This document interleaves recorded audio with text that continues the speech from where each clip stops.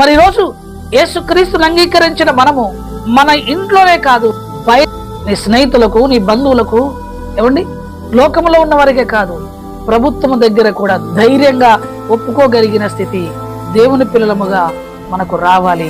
ఎందుకు అంటే ఒక రోజున నువ్వు నిలబడే సమయం వస్తుంది. ఆ రోజు కూడా నిలవబడకపోతే చాలా ప్రమాదం.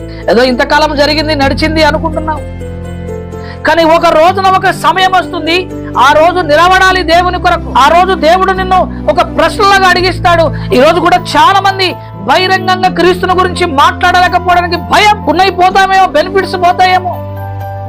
పౌలు గారు నష్టముగా ఎంచుకున్నాడు. తనకు ఏదైతే లాభకరములుగా అనుకున్నాడో క్రీస్తు కొరకు వాటిని నష్టముగా ఎంచుకున్నాడు. మొదపని క్రీస్తు కావాలి, నాకు ప్రభువు కావాలి, ఆయన నీతి కావాలి, ఆయన ఆ మహాలోకముల రాజ్యం యొక్క పరిశుద్ధత కావాలి. ఆ లోకములో నేను